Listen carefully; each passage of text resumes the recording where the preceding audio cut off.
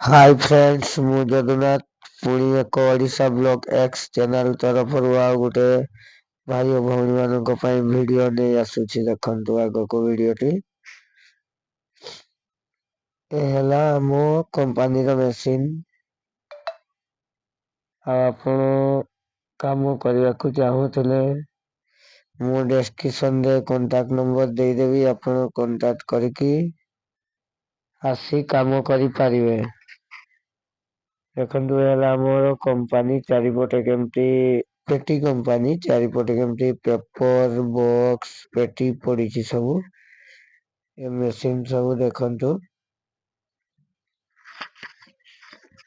ଏ ହେଲା ଆମର ଗୋଟେ ମେସିନ୍ ଅପରେଟର ଭାଇ ଦେଖ ଉଠେଇକି ନେଇଗଲାଣି। ଏ ଲେଡିଜ ଆମର କେମିତି କାମ କରୁଛନ୍ତି ଦେଖ। ଏଇ ଯୋଉ ପେପର ଟାଣୁଛି ଏ ହେଲା ଆମର ଅପରେଟର। ଲେଡିଜ ବି ଏଠି କାମ ଶିଖିକି କି ଅପରେଟର କରୁଛନ୍ତି, ମେସିନ୍ ଚଲାଉଛନ୍ତି। ଦେଖନ୍ତୁ କେମିତି ପେପର ଟାଣୁଛି। ଏ ମେସିନର ନାଁ ହେଲା ପେଷ୍ଟିଂ। ଏଠି ପେପର ଆଉ ଲାଇଲନ ପେଷ୍ଟ ହଉଛି।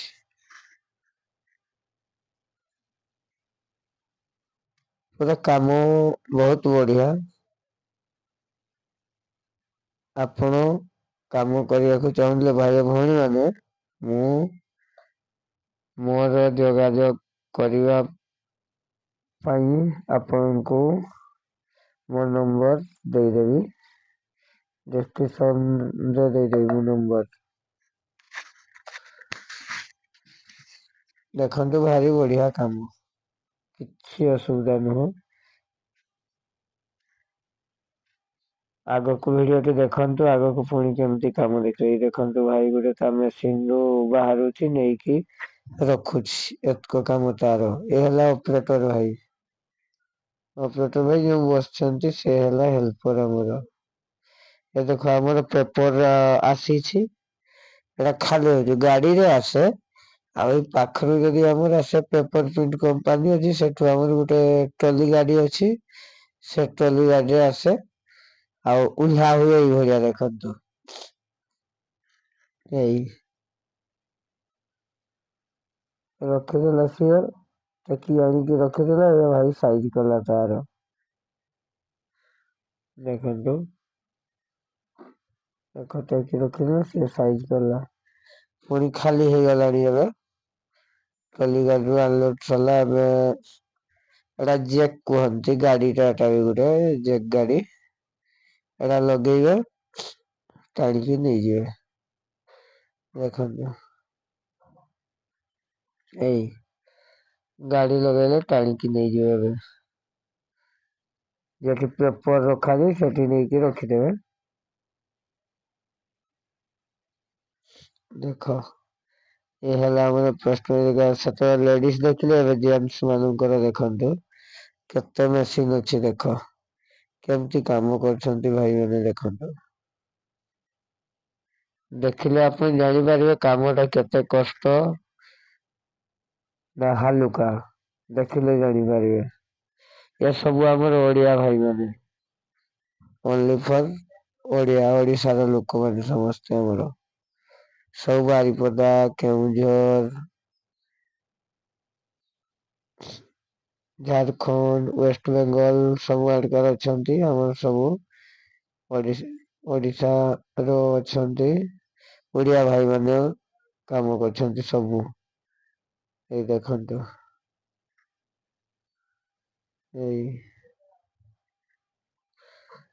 ଦେଖନ୍ତୁ ଗୋଟେ ମେସିନରେ 3 ଜଣ, ଜଣେ ଅପରେଟର 2 ଜଣ ହେଲ୍ପର।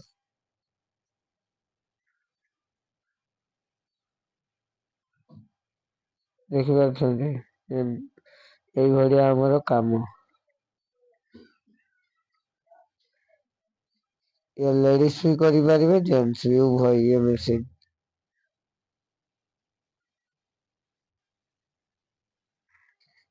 ଦେଖନ୍ତୁ ଏଇ ଦେଖ ତାଙ୍କର ସେଠି ଫୁଲ ହେଇଗଲାଣି। ଏବେ ଉଠେଇଦେବେ।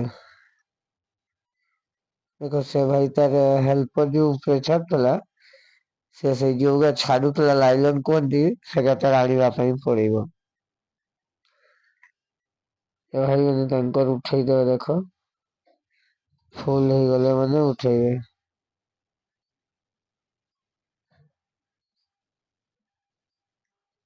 ଦେଖନ୍ତୁ ଫୁଲ ହେଇଗଲା, ଉଠେଇ ରଖିଲେ ପୁଣି ବୋହିକିନି ସେଇ ପାଖରେ ରଖିଦେବେ। ଏ ଦେଖ ଥରେ ନେଇ ରଖିଲେ, ସେଟାରେ ଆପଣ ଯେତିକି ପାରିବେ ସେତିକି ନେଇ ରଖିବେ। ଦେଖନ୍ତୁ ଏ କେତେ 2 ଜଣ ହିଁ ଏତିକି ଟେକୁଛନ୍ତି। ଏ ରଖିଦେଲେ ପୁଣି ତାଙ୍କର ପେପର ଆଣିକି ଏଠି ରଖିବେ, ଏଇ ପେପର ରଖିଦେଲେ ଦେଖ। ଏ ହେଲା ପେପର ଆଣି ଯୋଉ ରଖିଲା ସିଏ ଅପରେଟର, ଆଉ ଯୋଉ ସେପଟେ ନୁଇଁଛି ସେ ହେଲ୍ପର। ଏ ଦେଖ ଏମାନେ ବି ତାଙ୍କର ସଇଲେ, ଏମାନେ ବି ନେଇକି ତାଙ୍କର ରଖୁଛନ୍ତି। ଏଇ ଦେଖ ଭାଇ ଗୋଟେ ଆଣିଲା, ବୋହିକି ଯୋଉ ଆଣିଲା ସେଟା ହେଲା ଲାଇଲନ, ଆଣିକି ଏଇ ଥାକ ମାରିଦେଲା। ଦେଖିପାରୁଥିବେ।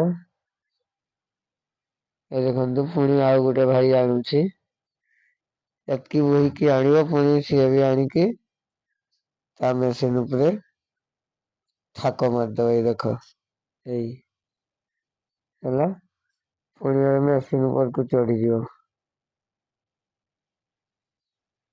ଏ ଦେଖ ଏ ଭାଇ ବି ତା ପେପର ପକଉଛନ୍ତି। ଏଇ ଦେଖ ଏଇ ଭାଇ ପୁଣି ଆଉ ଥରେ ନେଇକି ଆଣି ରଖିଦେଲା, ରଖିଦେଲା ପରେ ପୁଣି ସେଠୁ ଛାଡିବ। ଏଇ ଦେଖ ତାର ମେସିନ ଚାଲୁ